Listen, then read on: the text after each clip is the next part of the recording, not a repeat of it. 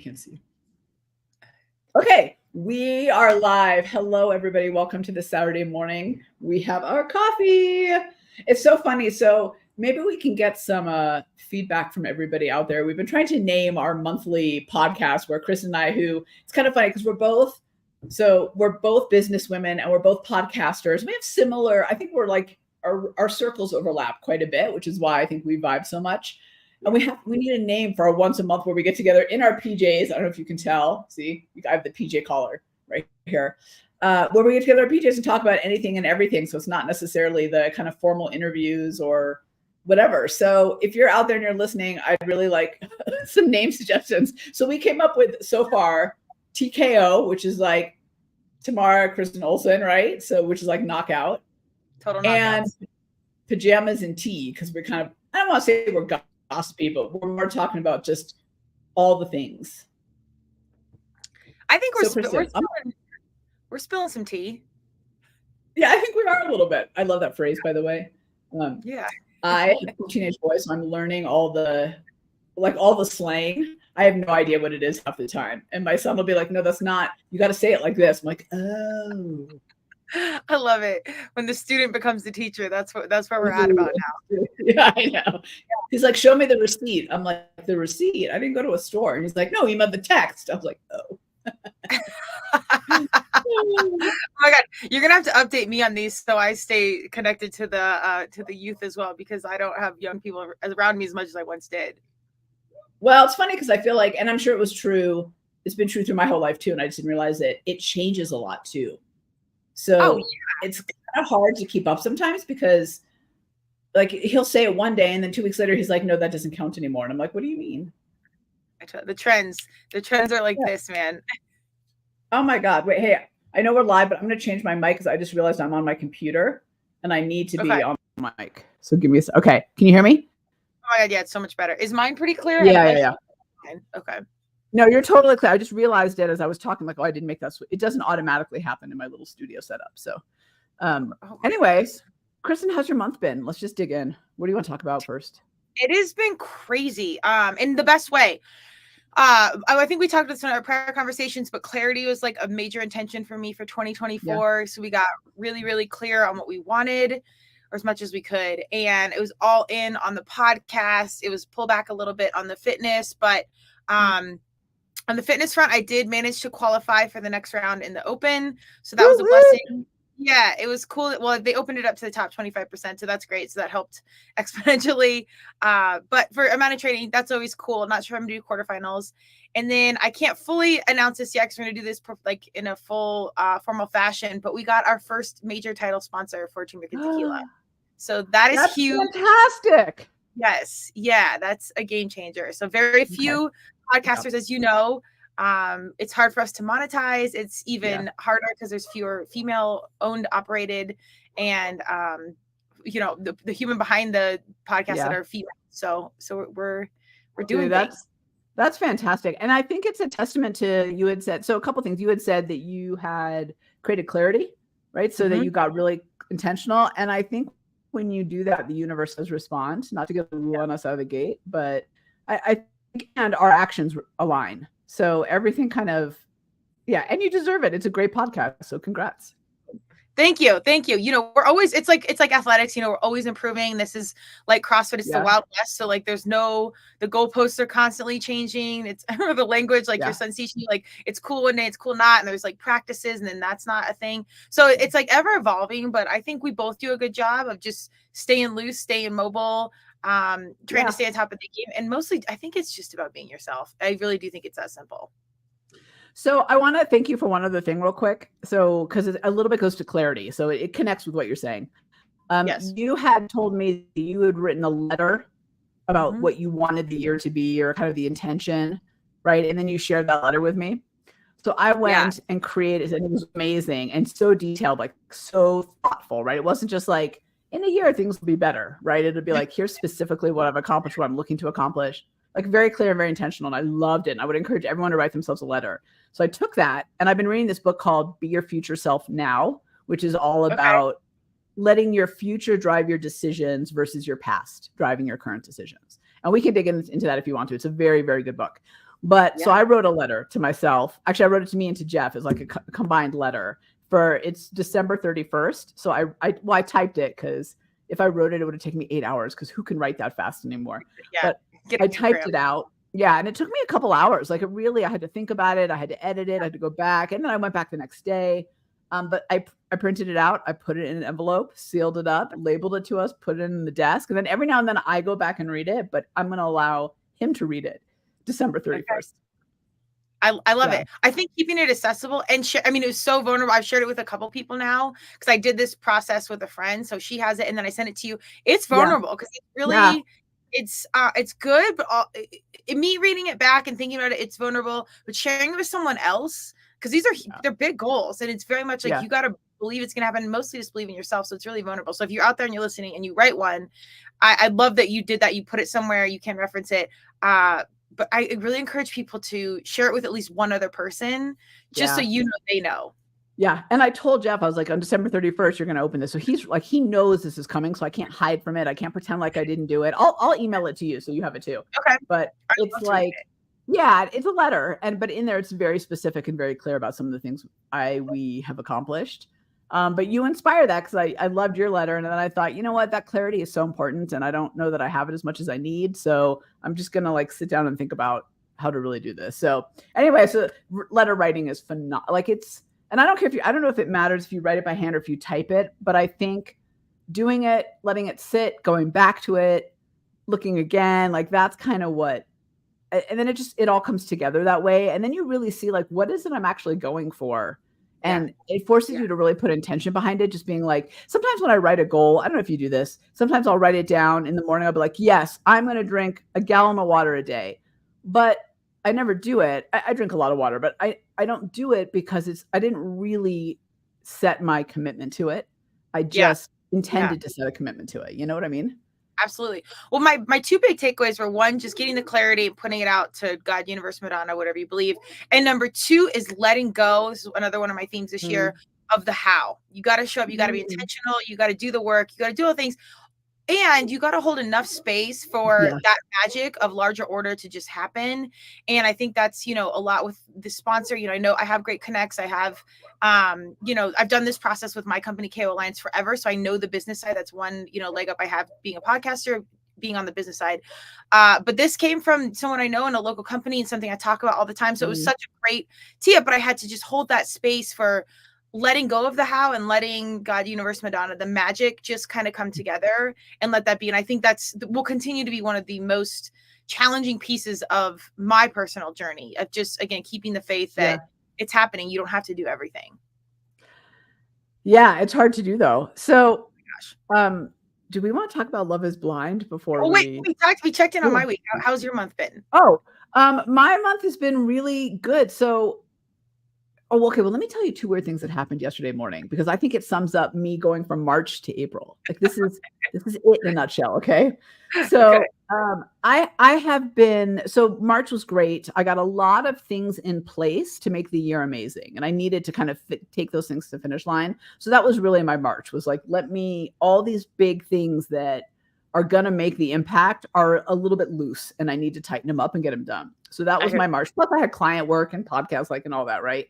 So I did all that, but here's the weird thing. So I've been reading these two books. One of them's all about letting go of this stuff and focusing on the 20% and letting go of 80% and all this stuff. And then this other book is about, making your decisions now based on what your future self would want, not what you want now. And also not what your past would have done.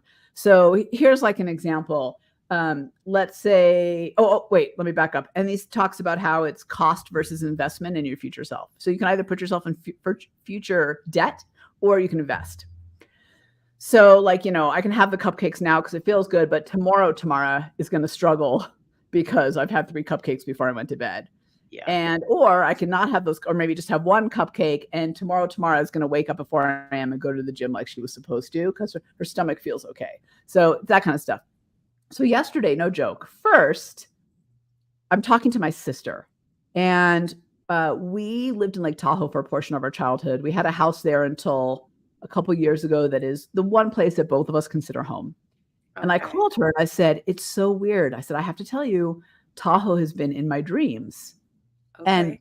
And so I'm talking to her about it. And I said, yeah. And in my dream, I'm standing in the snow. And she goes, oh my God, I was standing in the snow last night in my dream. I'm like, whoa. And then about a half an hour later, I get a text from a girlfriend who's the sister of a best friend who I haven't seen easily in 8 months, right? Consider her family, and she lives 2 miles from me, but our schedules just never align. She texts me and says, hey, Tamara, you were in my dream last night. I was just thinking about you. How are things? It doesn't stop there though, Kristen.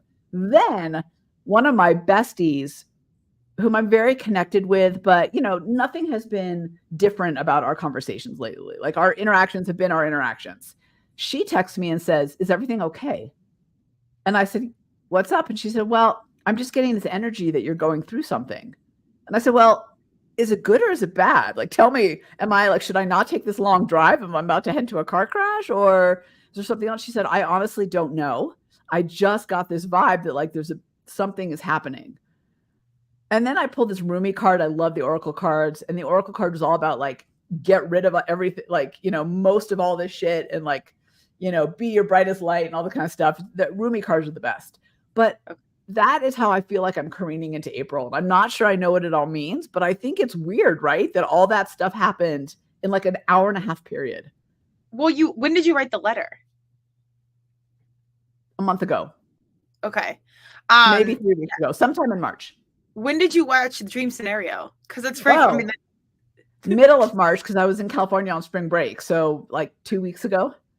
This is wild. I don't know. I feel like there's always it's kind of funny too. I've noticed I have a good chunk of intentional friends, you being one of them. And it's funny how our paths, even if we don't talk about things, are always kind of in sync, and there's similar vibration and similar questions that we're asking. Letting go has been just intuitively. I've really tried to sit still and lean back in. Because another friend, we read cards similar, and she's all answers are within stuff we know, but really you got to start really paying attention. So letting go has been this constant thing. So it's funny that it's on path, but that is interesting. Another piece, maybe this is a piece of what's happening to you is when I got clear with what I wanted, I think I also had to let go of the fear of change. Sort of, I'm like you, I'm here for change, but there are pieces of being really busy, whatever, and then letting go of some of the peace that I have right now. So it was just in general letting go of the fear. So maybe you're just shedding all the fear that was there. And it's this shift is so massive. It's it's got energetic vibration that your intentional, in touch humans are picking up on. I guess it's all, I feel really good about it. And I feel that the work I've been putting in and the energy has been really good. And it's funny because even that morning, I was at the gym at 5 a.m. And, we've talked a little bit about this. A lot of my identity has been wrapped up in not just being big in CrossFit, but being a 5 a.m.er, right? There's this whole thing wrapped up in badge value around that I've had for 10 years. And I've really had to come to the realization that I need to change that for myself. My body's not warmed up at 5 a.m. anymore. Because my focus is work, I really want to get up and work. When I go to the gym first now, I'm struggling because my brain is somewhere else, even though it's 5 o'clock in the morning. I know that, but I get up, if I'm not going to the gym, I get up at 6 and I get right to my work and I love it. So I had to admit to them, because they're why haven't you been consistent? Why are you going to 9:30? How come we're seeing you in pictures, from the 4:30 p.m. class? Where have you been? Are you coming back to us? So I finally had to say, listen, these are the things that are going on. And so I got to make a change to my schedule, but it was hard for me to do. But saying it out loud was it was just a breath of fresh air for me. When I was done, I felt so relieved. Oh, well, that's all the intel you need right now. It's not knowing the how, but you don't need to know the explanation. You just know you needed it. Yeah. And I feel compelled to say this. I was talking to another friend that's entrepreneurial like us, and he's in the thick of writing, and he's kind of God, I'm running out of money. I got to do this. And I'm the biggest thing I've learned, in these, first few months or whatever it is of 2024 is the letting the go, the believing, but the in between, sometimes again, show up, do your process, whatever it is, but you might be letting go of the 5 a.m. class because you're tired, but you might need to go to another class because you're going to meet someone that's your next project. Yeah. The in between is shifting you in a direction because God, universe, Madonna wants you to pick up on something. They're having you do it for a reason that's logical to you, but it's for an entirely other reason. Yeah. So I think it's kind of the how of just letting it go. And if you feel good about it, that's all you need to know. Yeah, exactly. And I do. And I love it. And I love meeting people. So Yeah, I have really enjoyed getting to know other people at the gym. It's been really good for my soul, but it was hard for me to admit, like, oh, Yeah. I'm not gonna be that person anymore. Like, if you talk to anyone who's known me for the last 10 years, they'll be like, Tamara's one of those 5 a.m. people. And Oh now my I'm like, God. no, not anymore. You know, So I think only the 5 a.m.ers like appreciate the 5 a.m. badge. Like to me, it's like y'all are silly. Like our bodies are supposed to get up when the sun comes up. There's no reason. I mean, it can make you like gain or lose weight. It can impact your sleep. Like there's no badge in well, mind scientifically. I get it. I hear you. I'm not yeah, diminishing yeah, it. I think you 5 a.m.ers love you 5 a.m.ers. so I think you're right. And I think it's part of the whole myth of like, if you listen to some of these kind of super peak performance people, right? We've talked about this a little bit. They're like, you got to get up at 5, you got to put your feet in the ground, you got to do your cold plunge, you got to exercise, you got to stare at the sun for 15 minutes, all before 6 a.m. Right. So, Yeah. and that's just for me is no longer working. Like I sleep until I wake up, and which is normally 5:36 anyway, and it feels great. That's what So, humans are fuck supposed it. to do. Yeah. Also remember, all these humans with advice are getting paid. So like, it's a multi-billion-dollar business for a reason, and you got to do what works for you. So stop being sold what your happiness is. And also, it works for them. Great. Totally.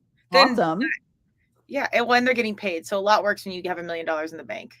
But no, I do think it works for some people. And again, take the pro tips that work for you and adjust them. I believe in cold plunges. I have other people that hate them. I think it's a lot about your biochemistry and even just the thickness of your skin. Like there's so many layers to it, but if you're feeling like you're forcing it, this is my other intuitive thought. The fastest way to make something fail is forcing it. And that's been another thing is like fucking let go and like let it be. And if it doesn't feel right, don't do it. If it feels good, do it. Like that's it. I'm with you. I happen to love the cold plunge. It really works for me, for my mood. It really works for me. But the other thing I would say that, Kristen, is it's okay to change. So when I started doing this whole 5 a.m. thing, I'm sure people listening are like, why are you focused on this so much? Because Kristen's right. Like to us at 5 a.m., we're like, we're so amazing. I know. Here's your gold star. Yeah, exactly. That's how we felt. We like gave ourselves gold cards. It was so ridiculous. But I needed that to get into the routine of going and not have excuses to not to go. So when I started, it really helped me. But that was 10 years ago. So things have changed. Okay. So wait, let's, you mentioned dream scenario, and I have been dying to talk to you about this, as you know, because this movie, so there's a lot of layers to the movie. It's a movie that for me personally, I didn't actually enjoy watching necessarily, but it was so impactful that I can't let go of it and the lessons that came out of it. So, and you've only seen a part of it, right? I've only seen part. I get the premise of it, and it's very interesting because Nick Cage is such an awkward character, and like you like feel bad for him, but then it's like cringy at times as well. Yeah, right. And I've only gotten to the part where I think I'm assuming it's just starting to realize that he's getting what he wants in the wrong way. I don't know if that's the premise, but that's kind of how it feels. Okay. So for anyone who hasn't seen it yet, I'll give you the premise, and trust me, even with knowing the premise, it's worth watching. It won't ruin the cringiness as you watch the movie. That's why I didn't enjoy it, because you spend the whole time like this, like, well, he's what's happening? I'm not a Nick Cage fan, but like I feel like some people like really like him, like the 5 a.m. like loves fire. It's like a certain cult. So like follow your heart. I don't. It was just I don't know. I mean, he's not my jam either. So, I mean, he's fine. He's fine. But the premise of the movie is, so Nick Cage has a family, right? He's got a wife and 2 girls, and he is a professor at a university and quite brilliant, actually. He's actually quite smart. He's very schlumpy, for lack of a better way to say it. He's just not necessarily to the level of eccentric disheveled. He's just schlumpy. He's like kind of a nobody. Like he's just like an academic author type vibe. Yeah, nobody remembers him. He doesn't really take up space. And he's just desperate to be recognized and to be known for something. And then all of a sudden he starts showing up first in his, I think, daughter's dreams, and then in other people's dreams. But the thing is in those dreams, he's doing nothing. And so suddenly there's this weird mass phenomenon where he's in dreams across the globe, and he's getting all this notoriety and everything he's ever wanted. And he's not satisfied, and he's not happy. And that's really, and then the dreams go from him doing nothing to him being very violent and mean. And suddenly everybody hates him and is angry at him. And there's like, people are just want nothing to do with him. Nobody's showing up to his class. Right. And throughout the whole thing, whatever it is he gets, he's not happy enough with. And I actually think there's 2 layers to it. One is, it's a really interesting a metaphor for life and how we treat life and not being happy even with the gifts that we get. So there's a scene where it's like a PR agency, I guess, like a publicist house. And they're like, we're going to get you on, all these shows. So you can talk to people about this. And he's like, no, I want to write my book about zebras or whatever it is. And like, even though he's getting what he wants, he just can't. He can't. And there's all these unintended consequences that happen because of getting what he wants. And it's just, I don't know. I'll stop there and let you respond there, because it's just, to me, the whole thing is so fascinating. It's such a look at human behavior and how we're so dissatisfied. I mean, he starts with a loving wife, right? They live in this beautiful house. He's got 2 seemingly great kids. And even that, he just wants more all the time. Yeah. Well, I do think it's serendipitous that we both are like, this movie's crossing our path because we're being intentional about the goals and, finances, relationships, what have you. But it's very mind's eye is on the future, if we're honest. Like, that's what it is. And so the other part of my intuition lately has really been kind of like this dream of like, we're seeking this goal, whether it's CrossFit Games, marathon, book writing, green Lamborghini, whatever, podcast sponsors. It's so focused and we're good. We're competitors, but I've had this intuition, like, man, look around right now. Like, you love your house. You have 3 healthy dogs. You've got these things that matter. Your family's in the mix in your life on the regular. Like, there's all this good. And so then I kind of developed this new fear recently of like, man, if everything changes, like, am I going to have to like sacrifice some awareness, just working with people that have kind of gone from unknown to known? No. Are we good? Yeah, you glitched for a minute, but I see you now. And so I've seen it firsthand. So it's like, man, everything, the opportunity cost, you give up one thing, you get, to go for something, you're giving up something else. That's just what it is. So it's almost like developed a little bit of fear, but I've tried to harness it just as an awareness of, yes, I do want this. There's clarity here. And I'm firmly working on keeping my feet on the ground, being where my feet are, being present, and like honoring the gifts that are around me every single day, because there's so many beautiful things in my life that I don't want to change. So anyways, I won't go down a full rabbit hole, but the movie was wow. That was exactly like the premise that I was getting. I think it is like a good reminder for all of us. I don't know what's going on. I don't know. It's glitching every now and again, but you come back. So I don't know. It's super windy where both of us are. So that could have something to do with it. I'm guessing that's a piece of it. So can I ask you a question though about it? Because, so there's another layer with the movie I want to talk about that has to do with social media. But I guess my question to you is that fear coming from not wanting to be ambitious? What I mean is, I think sometimes we, particularly as women, and I don't like to, because I've never really kind of had that skirt versus pants problem. I've always been like, I don't care. I'm going to go do what everybody else does, men in particular. But I think sometimes, actually as humans, really, we are trained to hit a ceiling and then not go above the ceiling, because the ceiling is like, well, if we do that, then we're full of ego. We're full of, I don't know, like we're assholes because we want more. And I don't think there's anything wrong with wanting more. I don't think this movie is about the consequences of wanting more. I think it's about the consequences of getting what you want and not appreciating it then, and not knowing what to do within the consequences of it. So yeah, like, is that a fear of the ceiling, or is that more of a like, hey, let me make sure I don't lose sight of what matters? I cut out a little bit, but I'll respond just in like to the fear of the ceiling. I think for me, it's just reflecting on like when I did have like big wins or things that changed, like even in fitness, like, our gym was fun and chill. And then we won the games and it got all about competition and it changed everything. And it was still fun, but it wasn't like what it was. So I just have this reminder of like, appreciate it. Now I'm totally here for the next thing. Like that was part of my clarity piece, is letting go of that fear. And like some things are going to change, but also being open-minded to like, it can actually get better. Like there are some great things that you've worked hard for, and this is great.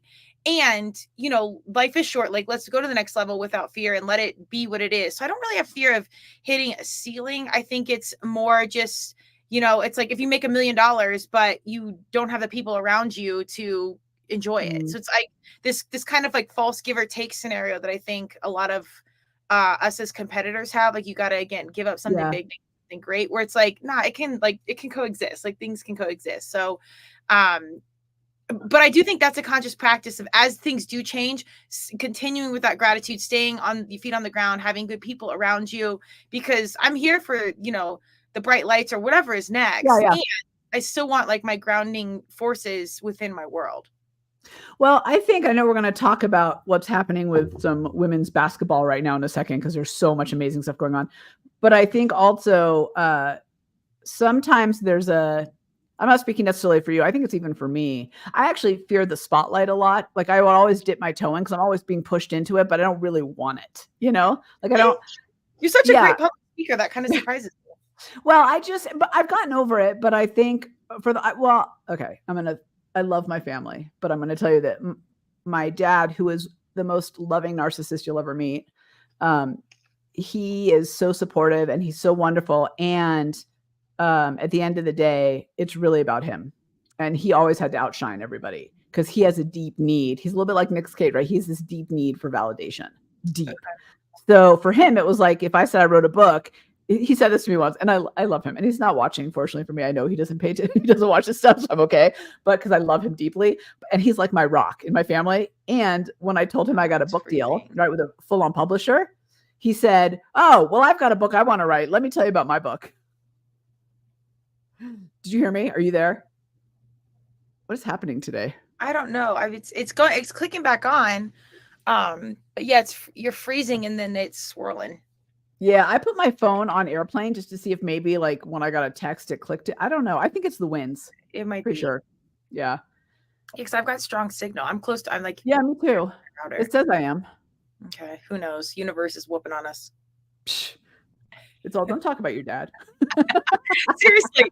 I do actually think that sometimes I'm like, oh, maybe I should shift subjects. Yeah, but I just grew up not being like, anytime I was in the spotlight, I was pulled away. So that trained me to not want it. And so I had to do a lot of work on myself to get to the place where I'm like, fuck yeah. Like not only am I supposed to be in it, but I can do the best good and shine the best for other people. I'm going to send you my roomie cards that I got, because it's exactly what it basically says. It's like, do your best self and you're elevating other people, which is your calling. So, which is a lot, I have that personality assessment. Like that's really what I do with my work, but go back and watch Dream Scenario. And here's the weird part. So it took me 3 nights to watch it. Because I was in California, I was doing this mix of spring break and work and kids, right? It was crazy busy. So I kept falling asleep while watching it. So Nick Cage was in my dreams. Oh my God, that's wild. I was like, this is too weird for me. But here's the other thing I think about it. And we don't have to go down a rabbit hole on this with social media, but in the movie, right? At first, he's in all these people's dreams. He's doing nothing, but he's in all these people's dreams across the globe. And people are flocking to him, right? Like they want to know him. Then when the dreams go violent and he becomes a very bad character in their dreams, they're mad at him. Like they are visibly angry at him and taking it out on him. He's asked to leave restaurants, all these things. And it got me thinking a little bit about social media, about how we take really personal takes on people we don't even know, who say things that we decide we don't like. So we go after them when they have nothing to do with our lives and how we live every single day. And so I don't know if that's what was intended in the movie, but when I watched it, a little of me thought, wow, this is a lot like social media, where like, I feel like I know someone because I see him on social media all the time, or I feel like I'm connected to that person. I want to know them. They're famous to me. Or if they do something I don't like, I'm like, shame on them, boo. I'm like an old Shakespeare theater and I'm throwing tomatoes at them, yet I don't actually know them. So right. I thought that was an interesting parallel to the world we're in right now, where so much of who we know or how we know people is online. Absolutely. And well, one, those production companies are doing that. Like they want to evoke a character and a reaction and get you hooked and engaged for a reason. So sometimes it's not that person at all. So I always feel like, especially reality TV, I mean, you're cut and pasted to sell to an audience, and whether that's you or not. And then this audience, like you said, clings hold to this character. And then when you see them in real life, you're not that, and there's disappointment. Or even on the business front, when you see like artists or songwriters come out with new music and all you want them to do is sing the hits. I think this is part of like my fear, just being an athlete. And part of the reason I love Caitlin Clark and her coach really lets her be the athlete she wants to be. When I was in certain business scenarios or even athletic scenarios, when I was told to be an athlete or business person a certain way, it like muted my creativity and my light in a lot of ways. So getting bigger, like the podcast or whatever, I always try and do what's authentic to me, so I'm not ever pigeonholed into this one character that if you saw me in real life, then I'm always living up to this false reality. So I completely agree. I do think the movie pushes the thought process in that direction 100%. Yeah. So if you haven't seen it, go see it, because it'll, like I said, you won't even, I don't know that you'll enjoy watching it. I didn't, but I woke up for days going, wow, there was something in that was very important.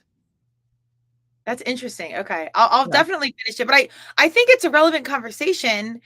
And for our young people that are going out there chasing these spotlights, it's one thing to want to be on the mic and say something responsibly and be in it. And I'm with you. I actually think a lot of families like you to do the family narrative. Don't get too big. Don't get too bright. With us, do this. I mean, there's so many people I've talked to where it's like, they didn't want me to go to college. They didn't want me to do this. And it's like, God, why? And I get it. And so I identify with some of that with my, generational narrative as well. But it's two different things when you're chasing the light for good reason and you're chasing the light just to be famous. Well, and I think so. I've heard a lot on TikTok when I've gone down the rabbit hole, people actually equating this movie with J-Lo and what's happening. She's getting raked across the coals for the work that she's been putting out lately. And what people have been saying is that she's so inauthentic, and it's this desperate need for validation that never gets met. So she keeps going and going and going and making it worse and worse and worse. And I love to do her bodega order because it makes me laugh so hard. But have you seen that? Do you know what I'm talking about? No, I'm not a good TikToker yet. We try, but it's like I'm going to start sending you some of these TikToks because they're. Please do. Someone asked her, what was your go-to order at the bodega? So, and for those who are not from the East Coast, your bodega is like your local convenience store, right? Like everybody has their little local convenience store where you know the owner and you go in and they have exactly what you want every time. Like that's what a bodega is, basically. And she has this thing where she shares her. I'm going to do my impression of it. You ready? Go with it. I'm here for you. My go-to order at the bodega is ham and cheese on a roll, an orange drink, if you know, and a small bag of chips. That's my order. Right. She does not eat that. Not only does she not eat that, but all these, anyway, you got to watch TikTok because all these people come out and they're like, nobody orders out of bodega. They're like, that's not a bodega order. It's just, so she comes across as super inauthentic is my point. I don't know if it is or isn't. Who am I to judge? I didn't grow up with her. I don't really know anything. So I wanted to give her a little bit of the benefit of the doubt. But I think going to Dream Scenario, it's this, her constant need for validation shows in how she behaves. I think Nick Cage in the movie is the same thing. At every turn, his decisions are based on his desire to be validated, not what's a good decision in the moment. And I think that's kind of going back to what you said, a little bit important to remember, okay, when we go to the next level, let's remember that we do the things for the right reasons and for things that are going to move us forward. And when I look at Caitlin Clark and all these fucking amazing, I'm swearing this morning, I'm sorry, incredible athletes and young women and the way they hold themselves and the way they compete, it's wow.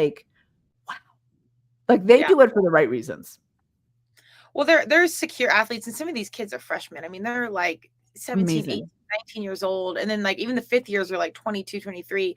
I mean, they're young humans with a massive spotlight. I was a D1 athlete. We didn't have Instagram. We were a top 20 D1 team, never on, the Final Four stage or anything like that, but we could have been. That's a whole other podcast. But there was the social responsibility, the amount of pressure around them, not even as athletes, but as female leaders, as athletic leaders, and going into pro sports, and they've got multi-million-dollar, endorsements, and they're seven-figure young humans.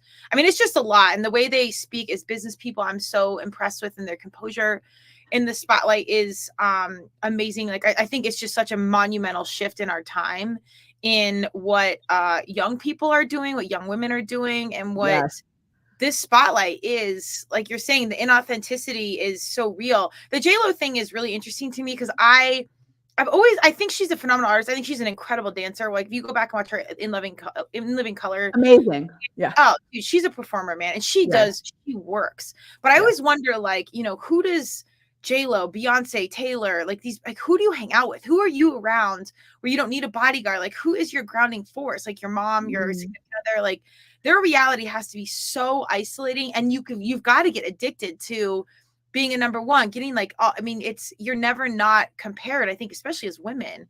So I don't know.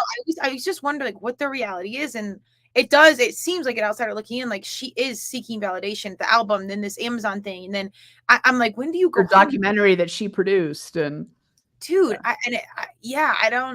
I don't know, but I do think I always think anytime you judge something, you need to be back to yourself and be like, why am I judging? Is that part of my insecurity? Is that part of me? And I know there's people out there judging me for things they don't really know, right? They see the outward thing. So I try to temper it a little bit.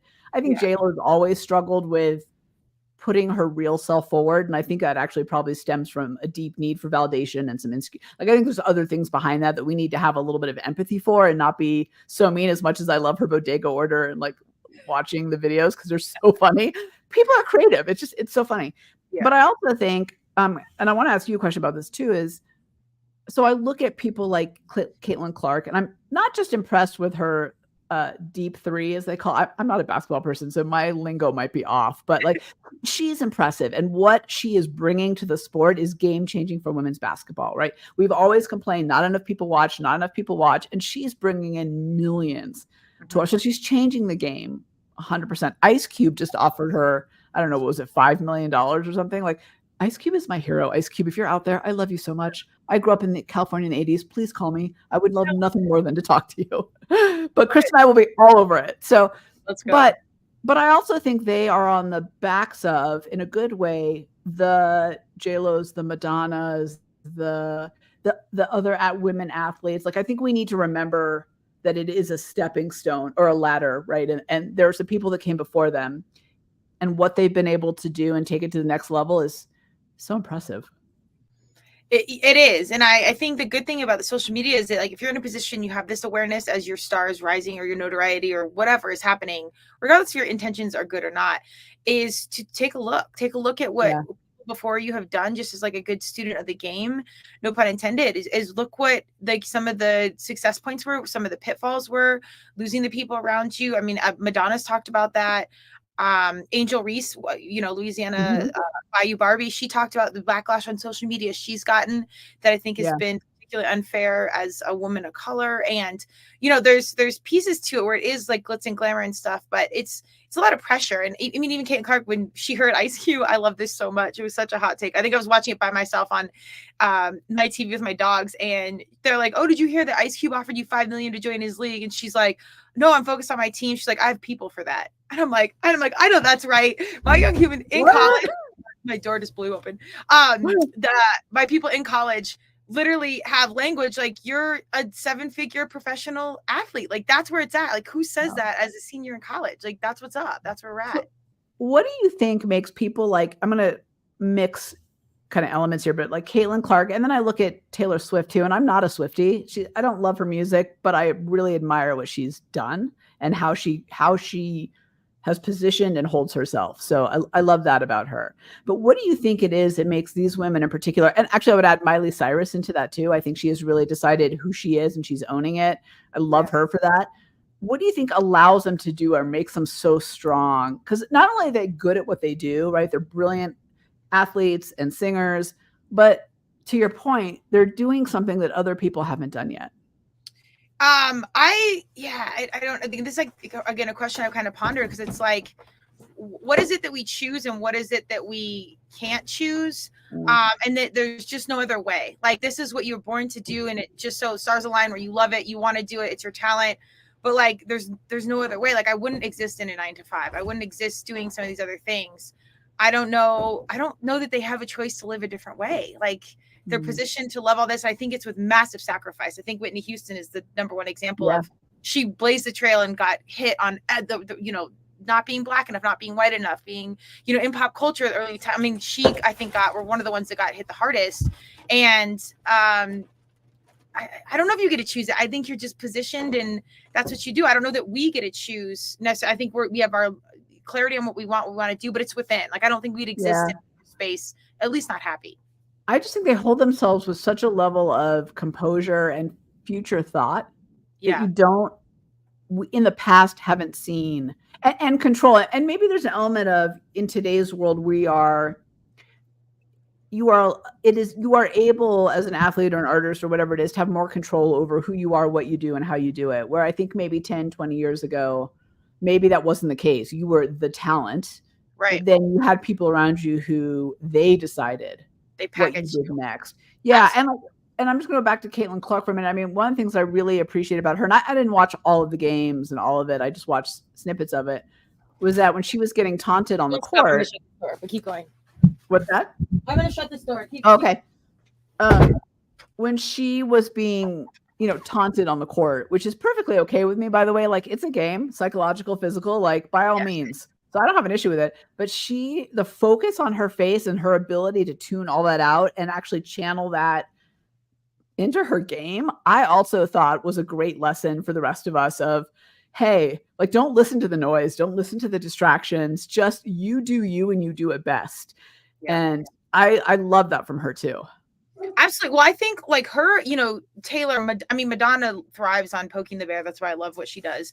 My favorite story of her is before she was even pretty big, she was getting there, but she wanted to do the Like a Prayer commercial with Pepsi. And they said, you can't have, a Jesus on fire on the cross, whatever. She's like, cool, I'm not doing the commercial, and turned down a $5 million paycheck. So, and that's notoriety. Wow. So anytime somebody turns down a big dollar amount to stay true to their vision, like I'm an immediate fan.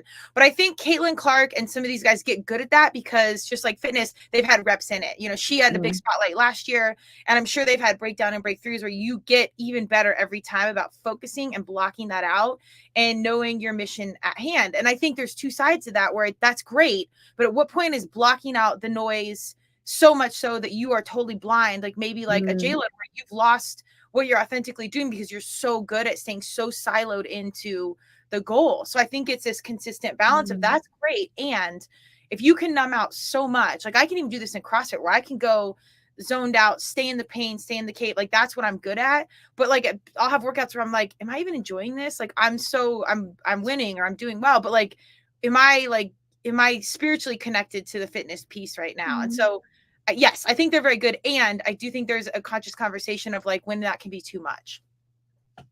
Yeah, I don't know that I have the answer to that. I was just thinking about kind of the last workout I did and how I have I don't even know that once the buzzer went off, because to me it's Pavlovian. I'm like, I gotta go, I don't even think I registered the other people that were in the class anymore. Like it didn't even, everybody was so tuned. Now I was on the side, so that helps, but I just tuned out everybody. And I was just thinking, as you were saying that, sometimes I like to pick a person in the class to be my rabbit and to make sure they don't beat me. Now it doesn't always work, but it always makes me work harder.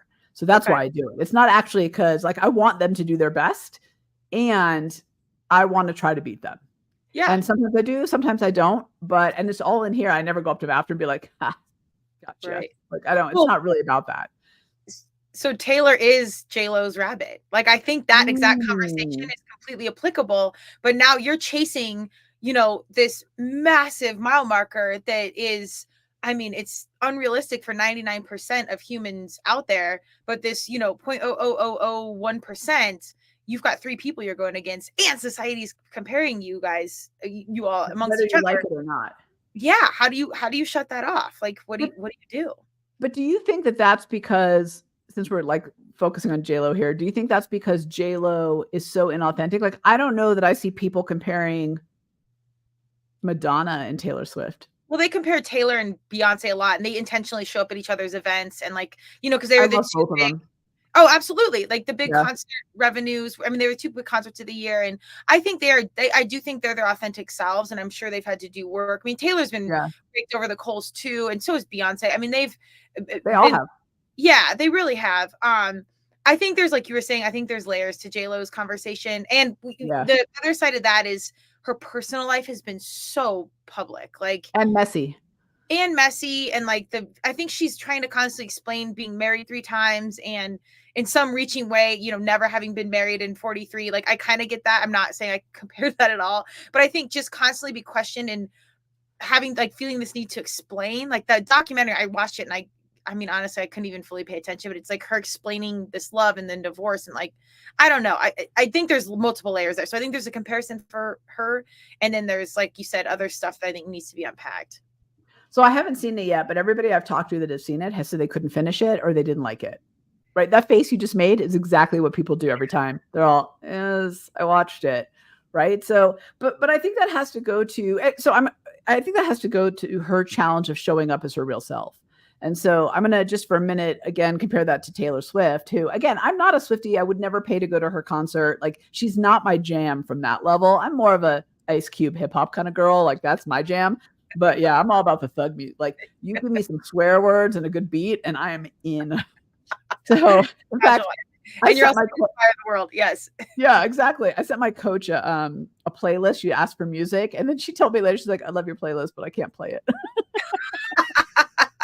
It's not going to work at the gym. But I was like, "That sounds right."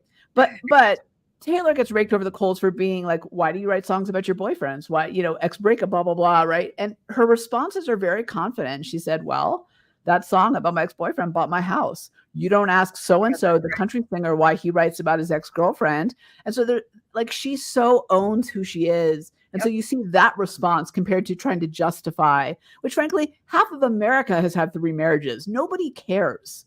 So nobody cares. That's what I like. We're talking about it. We have intentional conversation. Most time it's water cooler talk because there's nothing else to talk about. At the end of the day, if J-Lo's married or not or whatever, who cares? The cost is on her and her soul. Like that, I would wish her healing or whatever she needs, because who cares about the rest of what everyone else is saying? Well, like, I think her soul is in discontent, and that is why she's so desperate to like. And you've seen it. This is not the first time she put out a song, "I'm Not Your Mother," whatever that song was called, right as like some other women empowerment were coming. So it was like her way. It bombed. It never went near because it was trying so hard. And I don't know. I think for the rest of us looking outward in, not knowing the whole truth, I do think it's important to see the difference between how a Caitlin Clark responds when someone says, whatever they say to her, the way Taylor Swift responds versus the way a J-Lo or somebody else who's really not authentic, or just there's kinetic energy on the inside that's not fixed. It's hugely different, I think.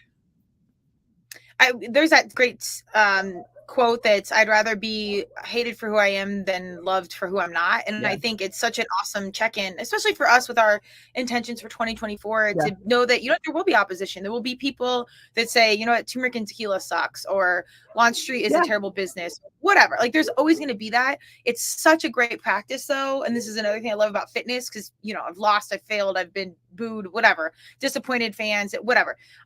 And I know I gave it what I got. And like, if this is me and someone doesn't like it, I think it's a good, consistent practice to check in and be like, all right, if they don't like it, that's okay. This is what it is. Well, and I'm going to loop it all together and say, you kind of were making fun of me earlier, rightfully so, about like the 5 a.m.ers only care about what the 5 a.m.ers do. I feel like that's going to be my new, like, someone is being ridiculous, I'm going to be like, hashtag 5 a.m.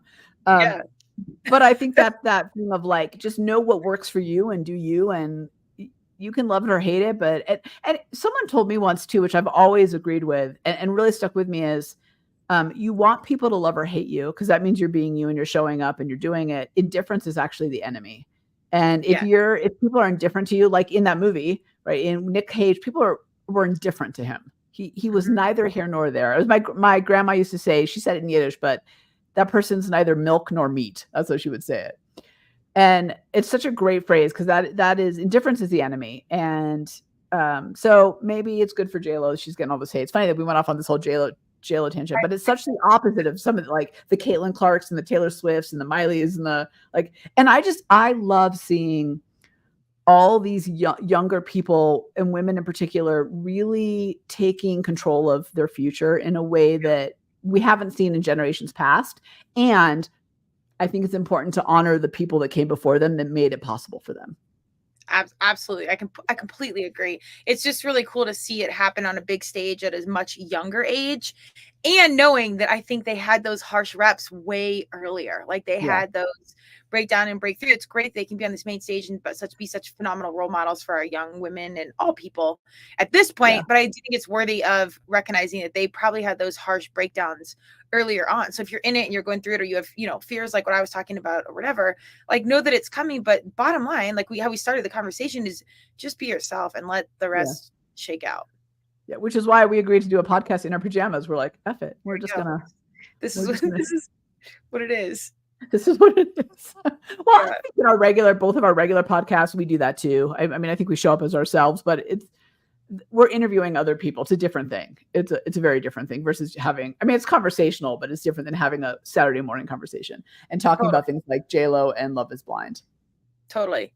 I mean, I do try and get on my like Instagram if I'm having an announcement. Like I try, you know, I might have glasses on with no mascara, or hair might be a mess. Like I try and do a post workout. I try and do some practices where like, here's what it is, and I think it's a really important practice, and I do get kickback on this, to not be so serious. Like laugh at yourself. People are like, you know, self-deprecating is don't tell the world that you're not smart or you're not this. Where I kind of like, I like to make fun of certain things that I do. Like I'm in turmeric and tequila all the time. It's obnoxious and like I own it. Like, but that's, I believe in it and like I'm here for it. And if someone was branded all the time like that, I'd probably like tease them. And so like I make fun of myself. Like I think you can be a little raw and like make fun of some of this stuff, like the 5 a.m. thing. Like who cares? Like it's not that big of a deal. And we all do annoying shit. So like that it is what it is. Like that's part of the brand. Well, I do think that we all are very, I don't want to say desperate, but we gravitate towards real people doing real things. So I often, particularly on TikTok, I am often on there without makeup, hair up, or I'm just about to go to bed, or I'm in my car, or because if there's something I want to share, I'll share it. And I am I think, I'm more than willing to make fun of myself all over the place, because who cares? Like, it's really just, who cares? The humanness. Yeah. Yeah. Yeah. And if this is how we're going to start, if this is how we connect, I know a lot of people fight it, but this is our new reality, is online. In fact, it's such a gift, because to me, like, we get to do this in a way that we would have never been able to do 10 years ago. And we get to connect with people we'd never even be able to connect with 10 years ago. So I actually think it's a real gift. Yeah. But I think we have to get a little more comfortable approaching it in a way that really is true to who we are, versus like, oh, okay, well, I'm getting on Instagram, so now I got to be like, I got to be all done up and real, and like, right. I don't know, see, but I like barely even I think it's last night's makeup on. These are blue light blocking glasses. I literally have them on because I didn't put on eye makeup, but no, they're not prescription. I talk about these. I do love them.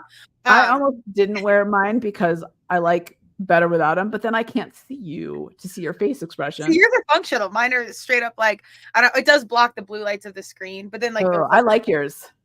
Well, I like the style too. There's a link in my bio. There really actually is, but yeah, I do like if they're good. If you're on the computer long, the blue blocking, blue light blocking helps. Yeah. All right, so Kristen, before we run out of time, can we please talk about Love Is Blind, because I know that you were as obsessed with me, and I've so many thoughts. Do you want to start? Because I feel like I have some tangents I could go off on. Oh man, well, for me, my whole perspective is it runs. If you watch the show from a few years ago or whenever it started, and the intentionality to now, like they had a few successful couples, which is hard to like get married to, the I do thing. Now to like one couple, and I think the show, again, like most reality shows, is used as a platform to become an influencer, and it sucks now that they're monetizing love and their heart. Like, to me, I don't think that would ever be worth the cost. But my hot take in a nutshell is people are on there to gain followers, be influencers, and it's just kind of like it's made the show less cool. And again, it's inauthentic, so I'm like, well, good luck with your reality career or your influencer career. So agreed. I think it used to not be like that. I think the same with Married at First Sight. They had these experts on, they were expertly matched. Like, I think it was a really true experiment in can we match people? So we know it's not working the old fashioned way because our divorce rate's so high. So can we find people true love? And I think Love Is Blind was the same way. Can people fall in love without the physical part of it? There you are. Yeah. So we'll have to see. We'll have to go back on YouTube and see if it shows up on YouTube, or if like I don't know. It's kind of weird. I'm guessing it does. Yeah, I don't know. I guess so I agree with you. I think now it's a bunch of people who are in it for themselves, and the ones that do find true love don't get airtime anyway. Did I glitch on you? Yeah, it's glitching. I think the winds are getting like super crazy. Yeah. I was just saying that the ones that find true love on there don't get airtime. So like there's like this last season, there's one couple, what are their names? I can't even remember. I can't remember now. He had blonde hair, used to wear a little bit of a ponytail sometimes. Anyway, it doesn't matter. I can't remember their names because they barely got any airtime, because they were stable and like they kind of found love. Like they were good, and it was everybody else. But I do want to talk. There's one person, and it's funny, I'm about to say character because I agree with you. I think they're kind of in it for themselves, who had this incredible ability to self-sabotage at every turn. And what I found, because you love human behavior like I do, what I found fascinating about watching her name was Chelsea, I think. Yeah. So just goes to show you how like I'm so in it when I'm watching it, and like a month later I can't remember their names. How horrible is that? At every turn, she would find something to be angry at Jimmy for. And it was fascinating to watch because the evening would go well, and she'd be like, "I had so much fun, babe. Did you have fun? We all had fun." And then she'd be like, "But I didn't like that you didn't say I love you 10 times." Right. And then he'd be like, "What do you mean? I said it before and after." And then so here's what would happen. This is probably found fascinating. She would bring up an issue. He would present a fact back to her that was the opposite. She would pause. You could see wheels turning, and she would find a different angle to come in. And then he would present a fact, and then she would pause, and then she'd find a different angle until it escalated and escalated. And it actually got me thinking. So I have to say thank you to Chelsea. Like, how many times do we do that? Because we're more interested or more invested in being angry than we are in the truth of the situation. Right. Right. And that was kind of the demise of their relationship. So I do think a couple sides here, the writers, the directors, like they're positioning this for her to look like for us to judge it because it's judgeable. And I think larger order, this is probably happening as a gift for her so she can see herself. And there's no better way to learn about yourself than in a relationship. It's probably why I've avoided it most of my life. But you learn so much when someone's like reflecting you and they really get to know you. So I think it's a really good, I hope she takes it in the best way, healing point for her to like unpack whatever she needs to unpack. Because that was like the demise of the relationship, is her revealing that secret. And, you know, there was the I love you thing. And then she like shared too much and whatever. But I hope it goes to the fact that it's like the larger order they get to learn. But again, it's like a TV show and it's a mess. And why do we love it? Like, why are we so into watching what this is? And then that's the piece that we remember. Like, is that because we can identify with it, or it's so cringy, or it's easy to make fun of her? And then she had like the whole Megan Fox comment. Like, I mean, it's just like shallow waters. So, but here was the issue with that comment. It wasn't that she said it. It was that she asked the question so that she could say it. At least that's how it appeared. Right. Yeah. And that's really like, if he had said that to her and she was like, I don't know, Megan Fox, like that would be one thing. But she's like, who do you look like? Do you want to know who I look like? Like it was just so fishing. I don't know. But I think your question is a bigger one, is why do I watch Married at First Sight and Love is Blind? And why do we have text back and forth about it? And like, why do my man and I now go clingy? Call me clingy. So like, you watched it with me. So I mean, is it just because we love other people's pile of shit? I did a whole podcast on this, like, I don't know, maybe like 150s-ish. So like, I don't know, maybe like 180s-ish. I don't know. And I dug into the stats of like the success on The Bachelor. And it's like one bachelor is still married with kids. Everyone else is broken up a couple times. Yeah. And Married with First Sight was shooting when we were doing one of our Tigers events at the Stanley. They were in Denver. Yeah, not one member stayed married. So it's like, why do we watch this stuff when it's so deeply unsuccessful? And like, my conclusion when I really tried to think of it was like, at the end of the day, it's brainless. You get to come home. I do think it's fascinating human behavior, even if it's like cut and pasted by producers. And I also think like I feel like people are rooting for love. Like when I watch it, I do want to see a happy ending. Maybe that's my conditioned mind growing up on Disney. So I want to see this fairy tale, or, you know, oh man. There you are. You're back. There we go. So I don't know. I didn't have a deep conclusion on what it was, other than it was just like a lighthearted entertainment BS for me when we have heavy conversations all the time. So just like who cares? Yeah. Maybe it's both. Maybe we want the extreme. We either want them to find deep love and be like, oh my gosh, because that's hope for us in our situations, whatever it is, right? Or we want there to be like massive drama. So another example of Love is Blind, AD and Clay. Yeah. And how he dumped her at the altar, and you could see, here's what was fascinating about that to me. You could see the unraveling once his dad came into the picture. That is where the whole thing fell apart, is because he's so unhealthily, is that a word? Attached to his dad's approval and kind of so much going on there that it spiraled down from there. You saw him turn. I think you're frozen again. Or I'm frozen again. Which one's frozen? I don't know. We're back. Yeah. Anyway, so that, to me, that moment, I didn't want that drama. I wanted that to work because I liked her. I thought she was stand up. I thought she always came with a mature attitude and trying to be better. And so like I wanted that to work. I wanted Clay to be better. And at the end, he just fell apart. And so that's the drama I didn't want. Like I wanted hope. I wanted to choose hope on that side. And for Chelsea and Jeremy, I was like, all drama. I'm in this couple, I'm in it for the drama and for it to like explode. So maybe we want both, but it's the extremes. We don't want like the couple, the one that I can't remember their name. It was just fine. Everything was fine, which is what we actually want in real life. But on TV, that's not interesting. Totally.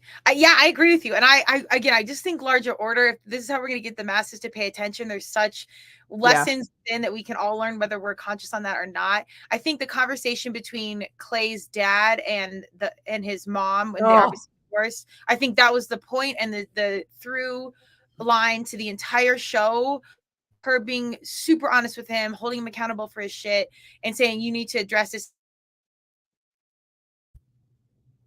There you are. Now you're back. But I was listening. Yeah. So to try and bob and weave out of it. And I think that right there, like, was the gold of the entire season. And it sucked that AD had to be a victim. I mean, leading up, I knew he was going to say, you could just see he wasn't ready. There's pieces that need to be, I mean, you could see it come down. I also think she so badly wanted to be married more than wanting to marry him. I agree.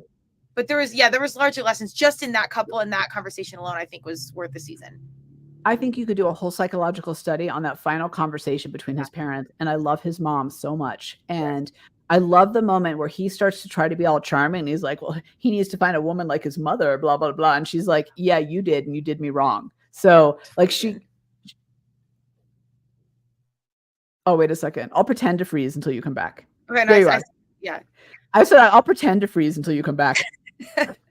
So, I don't know what's happening. It's the winds. So all that is to just say, I just thought that conversation at the end was the gold. In fact, what I want is her to have her own show because I loved her so much. But the way she, and my heart went out to her because she didn't know that he was taking Clay on these trips until the show. Oh my God, to learn that. Like, no wonder Clay's all messed up. That is messed up. So I think, to your point, I thought the mom was amazing. I thought she held herself with such grace, and her comment to him at the end, like you said, when he's like, meet a woman like you. And she's like, okay, buddy, you did, and you did me wrong. Like, don't play charming BS with me. She was everything. Yeah. Well, then he tried to flip it, and she's like, this conversation's done. And she walked away. Yeah. And that was it. And I think, oh man, there's so many podcasts off this, but I think number one, parents don't understand how much their kids are really paying attention, and that your choices do impact them.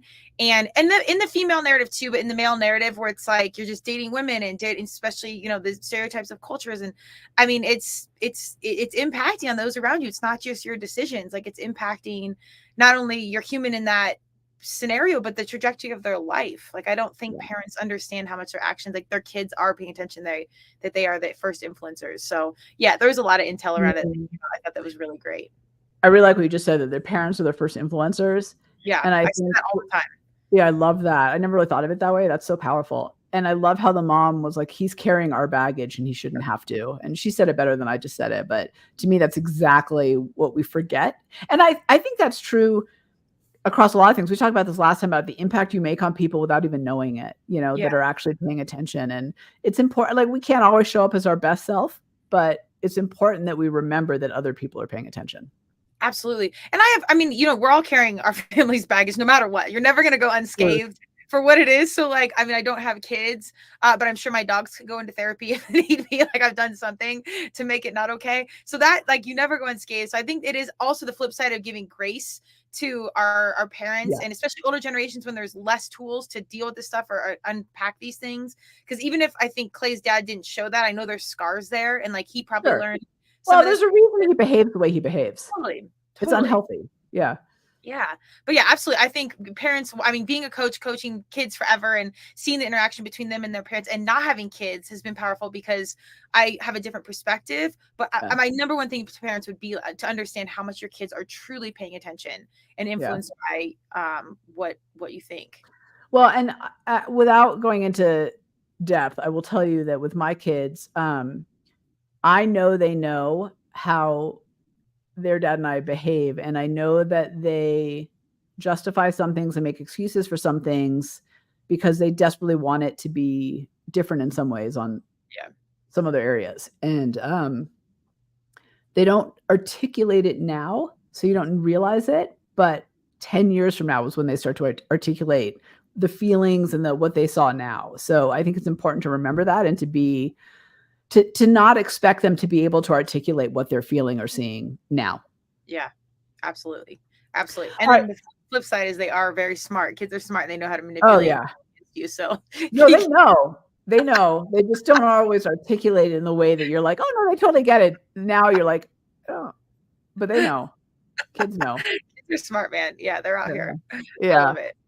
All right. So I can't believe it's an hour. Okay. So tell me what's next for you, and then we'll obviously catch up on all that next time. What is next? We are, again, continuing clarity, continuing on this evolution forward, but while being stable and feet on the ground and really present, letting go of like hyper intentionality and just manifesting these continued growth, relationships, impact around the podcast. That's really where my angle is, and building a team. Like I really I love the sponsors and partners that are coming in, but just intentionally building this team. Cause I'm excited. I hate to say compete, but I'm excited to show up in this world digitally with the right humans and the right mission. I love it. Yeah. How about you? I'm there for it. So clarity is too. Like I think that's why I probably gravitated towards each other when we did. 100% clarity. I've really gotten very specific about the assessment and where I want to take it and the people it can help and how big I want it to grow. And we're at 17,000 something, 200. I saw it. I saw that. Yes. Let's go. That have taken it. But my goal is much, much, much bigger. Like it's time to leap. And so for me, April is really about making that leap happen. I needed January, February, March, like I said, to put some things in place. And maybe that's why all these weird messages came in the last couple of days. But now it's time to actually leap and not just put stuff in place. Because I think it's easy to accidentally, and maybe it's because of fear, get stuck in I'm laying the groundwork. But you can be laying the groundwork for 10 years. Well, yeah, you're not a games athlete after your first practice. Like, this is. Oh my God. After my first CrossFit class, I couldn't sign up because I had to go home and throw up. I was like, I'm in, but I have to leave right now. Yes, that's what it is. And you feel like at your worst and you're like, I'm sold. Like, we're masochists. Maybe we can talk about this next time, Kristen, but what you just said, kind of like the fact that you go to a CrossFit class and you're like, I'm sold.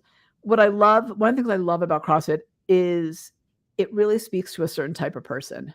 Yes. And we come from all backgrounds, all types of jobs, ethnicities, ages, goals in life, but there's a common thread underneath. And one of the reason I think it's been so successful is because of that. Like it knows who wants it and it sticks to it. And that's a whole different branding conversation, but CrossFit I think has been a brilliant, brilliant example of that. Yeah. Well, just to tie it in and we won't pontificate, but I think that's like the JLos, the Taylors, like where there's this attraction that aligns with your skill set, your desires, and your abilities.